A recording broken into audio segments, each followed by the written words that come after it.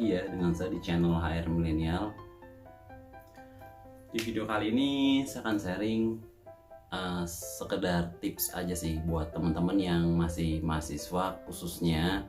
Jadi kalau kita melihat data statistik itu kan tiap tahun angka kelulusan itu senantiasa meningkat, khususnya untuk lulusan sarjana ya.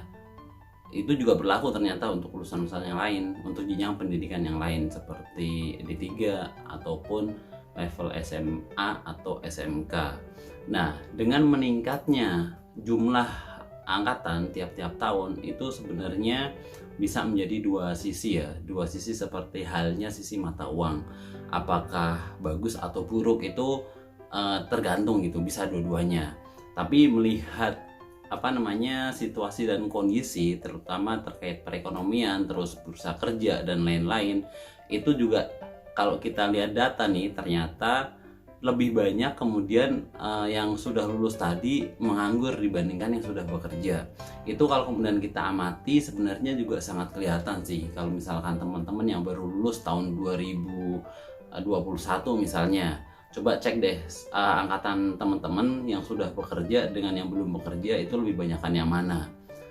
Ini berlaku untuk untuk kampus-kampus yang secara levelingnya tengah-tengah ya, maksudnya bukan kampus-kampus yang sangat populer sekali atau kampus-kampus yang benar-benar tidak populer gitu. Tapi kalau kita rata-ratakan ya kurang lebih seperti itu, lebih banyak yang menganggur atau tidak dapat kerja dibandingkan yang lulus langsung diterima kerja atau bisa dapat kerja. Jadi kurang lebih seperti itulah. Kemudian dari banyaknya pengangguran tadi ya efeknya adalah ke karir ya kan, ke karir teman-teman. Nah, ini khusus kenapa kemudian video ini khusus buat teman-teman yang masih mahasiswa, supaya teman-teman yang mahasiswa itu lebih aware lagi terhadap dirinya ya, lebih prepare lagi terhadap karir atau opportunity ke depan yang bakal nanti teman-teman mahasiswa atau mahasiswi coba untuk selami gitu. Artinya setelah lulus kan harapannya bisa dapat kerja, kecuali yang punya warisan dari orang tuanya untuk nerusin bisnisnya atau punya ide bisnis atau sudah memulai bisnis sendiri, yaitu lain cerita. Tapi secara umum adalah rata-rata kebanyakan orang ya setelah lulus kuliah dia bisa terima kerja, meskipun bahkan dari beberapa orang yang mungkin orang tuanya atau keluarganya punya usaha pun ingin bekerja terlebih dahulu gitu untuk menambah pengalaman supaya nanti ketika mengelola perusahaan keluarganya itu bisa benar-benar menumbuhkan itu, berkontribusi lebih bertumbuh lagi ke perusahaan tersebut. Nah, jadi kurang lebih seperti itu. Ngomong-ngomong terkait mahasiswa atau peran ketika kita atau teman-teman yang masih duduk di bangku kuliah terus melihat fenomena tadi, apa sih yang bisa kemudian kita lakukan gitu untuk mempersiapkan karir terbaik kita. Toh faktanya juga antara supply dan demand, angkatan dan penyerapan tenaga kerja itu emang nggak balance gitu. Artinya ya emang kebutuhan pekerjaannya tuh emang sedikit dibandingkan orang yang kemudian lulus sekolah gitu lah. Terus mau gimana lagi gitu. Nah, poinnya sih kita tidak bisa kita tidak bisa mengatur hal yang di luar diri kita lah, intinya seperti itu. Kalau kemudian kita melihat di Indonesia misalkan ada 200.000 perusahaan yang berdiri di Indonesia, terus misalkan setiap perusahaan itu tiap tahun hanya butuh lowongan misalnya 1%-nya gitu, karena kan di perusahaan kan pasti ada karyawan tetap, karyawan yang tidak tetap atau kontrak, dan paling mereka ganti orang biasanya ya kalau resign atau pensiun gitu. Artinya ya emang lebih sedikit dibanding jumlah karyawan yang diserap.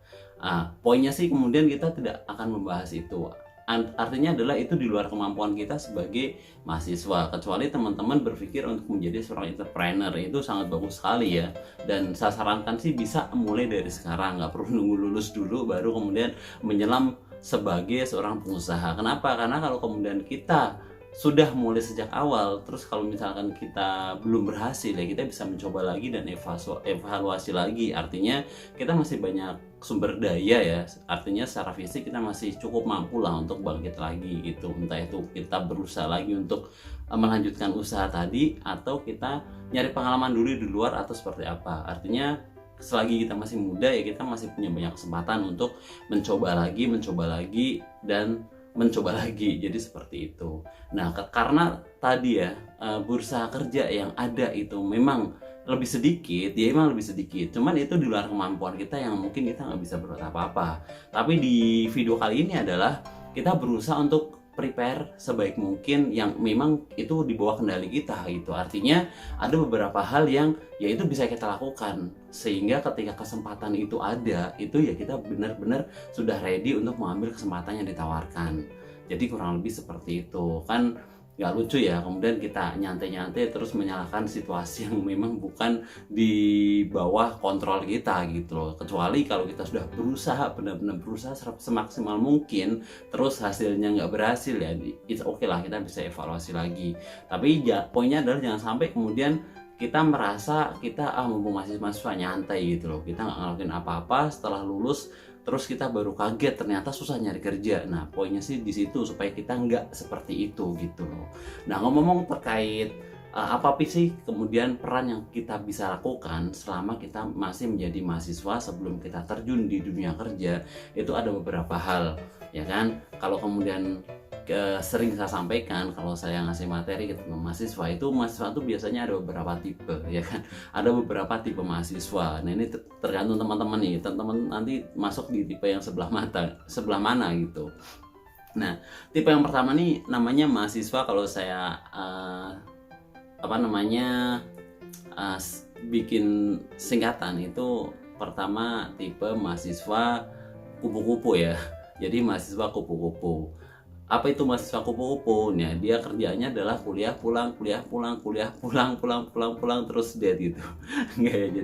Jadi dia mahasiswa kupu-kupu ini kehidupannya biasanya hanya sebatas kampus, rumah, atau kosannya atau kamarnya dia dan kamar mandi. Dia nggak mau bersosialisasi dengan orang lain, nggak mau aktif di organisasi, nggak mau nyari pengalaman, nggak mau nambah relasi. Ya pokoknya kuliah aja. Setelah selesai ya udah pulang, selesai gitu.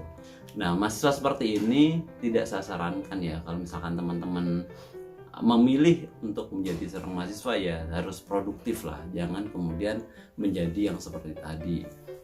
Yang kedua, selain mahasiswa kupu-kupu, ada namanya mahasiswa kunang-kunang ya. Ini yang paling nggak bagus ya. Ngapain aja dia itu kerjanya ya kuliah nangkring dead gitu.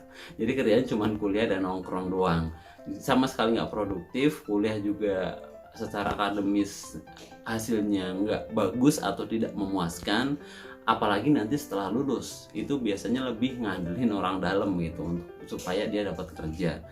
Ya apapun bisa dia lakukan, yang penting ada orang dalam. Mindsetnya seperti itu. Padahal kenyataannya di dunia kerja tuh nggak semudah itu gitu loh. Untuk mendapatkan pekerjaan atau mendapatkan kepercayaan itu butuh dibangun yang namanya relationship yang bagus dan lain sebagainya. Nah, ini nggak disarankan. Kemudian yang ketiga, ada tipikal namanya mahasiswa kura-kura. Ini cukup padat biasanya kerjaannya. Ngapain aja dia kerjanya udah kuliah rapat dead gitu. Nggak ya, jadi dia selain kuliah biasanya dia juga aktif banget di organisasi gitu. Tipe ini tuh cukup bagus ya, karena dia mencoba untuk mencari sesuatu yang lain di luar kegiatan dia sebagai mahasiswa ketika dia belajar. Ini cukup bagus dan cukup padat ya. Cukup padat biasanya aktivitasnya. Dia cukup baik dalam bersosialisasi di lingkungan masyarakat atau di organisasi. Nah, biasanya tipikal kayak gini nih akan lebih mudah mendapatkan pekerjaan setelah dia lulus. Kenapa? Karena dia sudah terbiasa gitu mengatur organisasi, apalagi dia sering banyak terlibat di kepengurusan organisasi atau sering menjadi bagian dari event atau panitia dari event-event tertentu gitu. Jadi seperti itu. Nah, terus apa sih yang kemudian bisa kita lakukan gitu. Jadi dari 3 tipe tadi ya terserah teman-teman memilih yang mana. Tapi di luar itu kita bisa melakukan sesuatu yang itu akan menjadi bekal terbaik kita sebelum lulus. Sehingga pas nanti lulus kita udah benar-benar siap gitu. Kan ada istilah gini. Kalau kita gagal merencanakan itu sama dengan merencanakan kegagalan. Ya terserah lah teman-teman mau setuju atau tidak. Misalkan ya sudah, saya hidup mengalir aja kayak air itu. Nah, prinsip seperti itu sih kalau menurut saya nggak menyarankan ya teman-teman punya prinsip seperti itu. Kenapa? Karena kalau kita melihat sifat air itu kan dia akan senantiasa mengalir dari titik tertinggi sampai ke titik yang paling rendah. Sedangkan kita sebagai manusia itu seharusnya kita menjalani hidup ini adalah berusaha untuk mencapai titik tertinggi dalam kehidupan kita. Jadi seperti itu. Artinya ya cobalah, kita sudah punya tujuan dari jauh-jauh hari. Nanti saya pengen karir seperti apa, setelah lulus tuh saya mau ngapain, mau bagaimana, apa saja kompetensi yang harus saya kuasai sebelum nanti saya masuk dunia kerja dan sebagainya. Jadi seperti itu. Lantas yang bisa kita lakukan adalah ya tadi, pertama adalah kita sebagai mahasiswa senantiasa pertama coba untuk senantiasa berinvestasi dari leher ke atas. Artinya kita investasi untuk pengetahuan kita, untuk skill kita, untuk kompetensi kita, untuk knowledge kita. Jadi seperti itu. Zaman sekarang kan banyak ya event-event, misalkan webinar gratis. Artinya ya investasi leher ke atas itu bisa dilakukan dengan berbagai banyak hal, atau bisa dilakukan dengan berbagai macam cara. Teman-teman bisa nonton konten YouTube yang positif misalnya, atau banyakin baca buku, atau apalagi sering ikut training atau seminar, baik yang gratis ataupun berbayar. Itu adalah bagian daripada kita berinvestasi dari leher ke atas. Ada istilah menarik ya, bahwa buku itu adalah jendela untuk melihat dunia. Itu benar banget teman-teman. Kalau kita banyak konsumsi info-info yang berfaedah, misalkan banyak baca buku-buku yang inspiratif, positif, itu akan mempengaruhi karakter pemikiran kita. Akan biasanya orang yang banyak membaca tuh akan lebih bisa menganalisa sebuah problem atau masalah, lebih bisa mampu menguraikan masalah, dan bisa mencari solusinya lebih cepat dan lebih tepat dibanding orang yang benar-benar malas baca buku atau nggak pernah mau untuk berinvestasi dari leher ke atas. Itu hal pertama yang teman-teman bisa lakukan, dan saya rasa ini cukup mudah ya, cukup mudah. Tergantung kita mau atau enggak. Jangan sampai kemudian kita bilang, saya nggak ada waktu untuk baca buku gitu, nggak ada waktu untuk dengerin konten YouTube yang positif. Jadi ya itu alasan klasik lah, ya kan, alasan klasik. Kalau misalnya kita bilang nggak ada waktu, masa iya sih kita nggak ada waktu? Orang lain aja bisa kok, masa kita nggak bisa?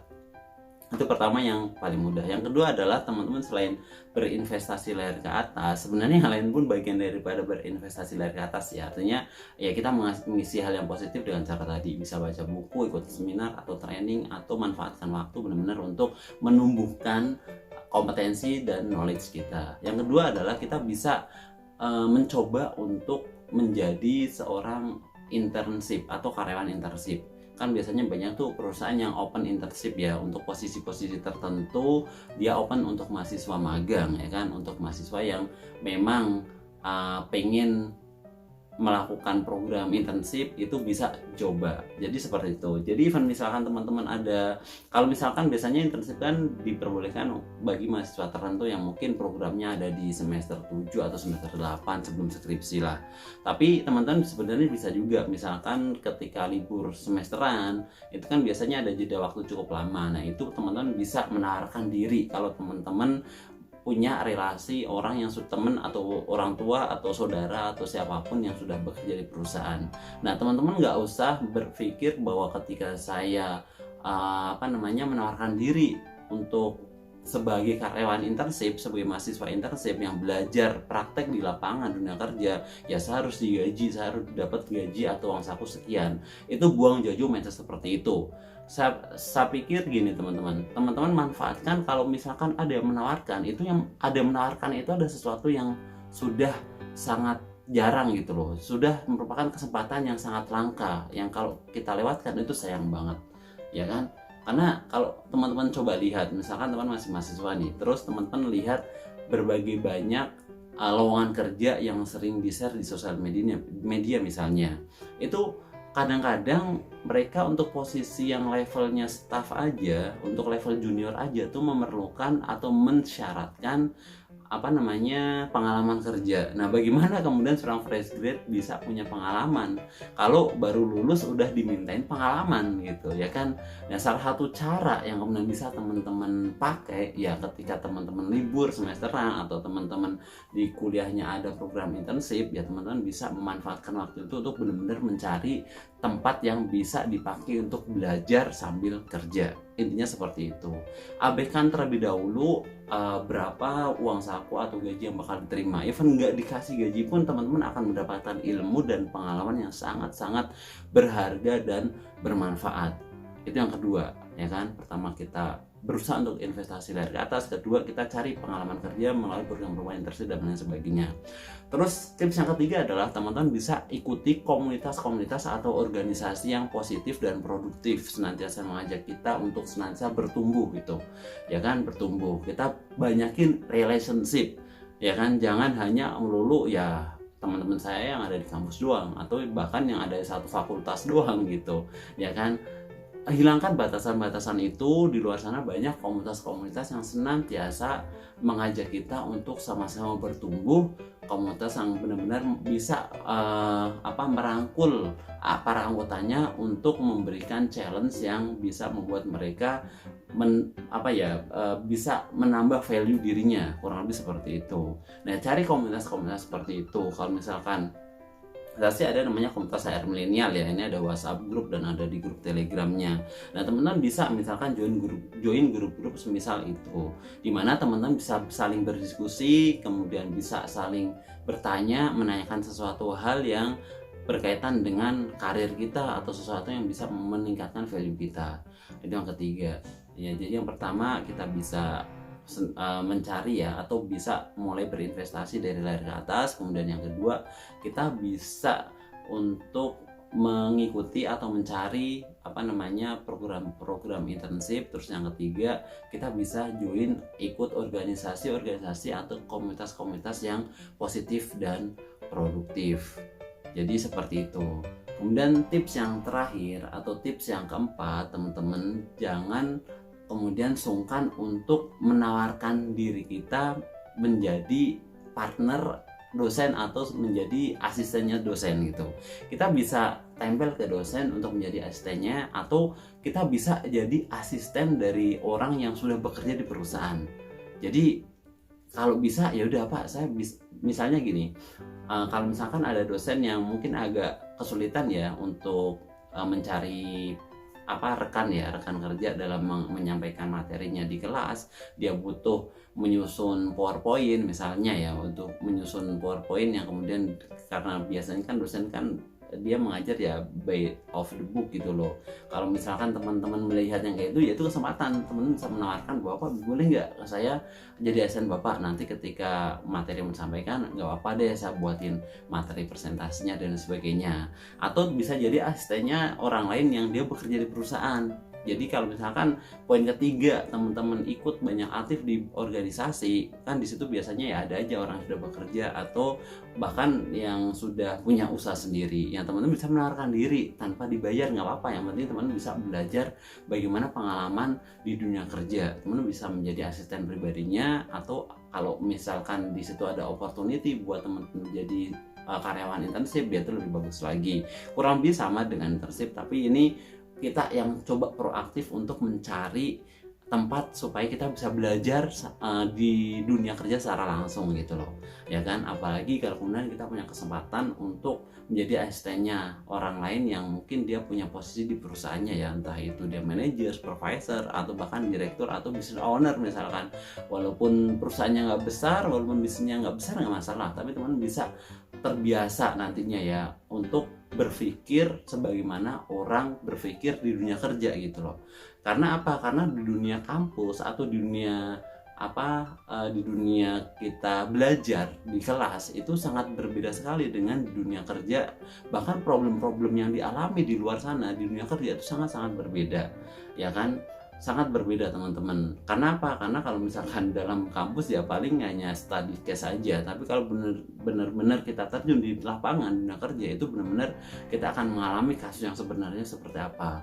Kalau kemudian kita coba memecahkan problem yang ada terus nggak berhasil, itu efeknya bukan lagi ke nilai ya. Kalau misalkan di kampus kan kita nggak bisa ngerjain soal, ya paling nilai kita jelek. Kalau dunia kerja itu enggak, efeknya bisa jadi perusahaannya rugi, bisa jadi ruginya sangat besar, bisa jadi sampai perusahaannya tutup. Nah itu luar biasa banget pengalamannya kalau kemudian teman-teman bisa langsung terjun di situ dan belajar melihat praktek, coba menganalisa dan terlibat untuk memecahkan problem-problem yang ada di lapangan atau di dunia kerja atau bisnis secara langsung. Jadi itu tipsnya teman-teman. Jadi bagi teman-teman mahasiswa, jangan sampai kemudian kalian tidak memanfaatkan waktu yang ada, waktu luang yang ada untuk hal yang tidak membuat kita bertumbuh lebih baik lagi. Ya sederhananya atau hal yang paling gampang ya teman-teman bisa dengerin podcast-podcast yang positif dan inspiratif, atau bisa dengerin channel-channel YouTube yang memang di situ memberikan value untuk bisa kita bertumbuh, atau setidaknya bisa memberikan motivasi kepada kita untuk mau belajar lebih baik lagi. Oke, itu aja video kali ini, semoga bermanfaat. Sampai ketemu di video berikutnya. Assalamualaikum warahmatullahi wabarakatuh. Bye bye.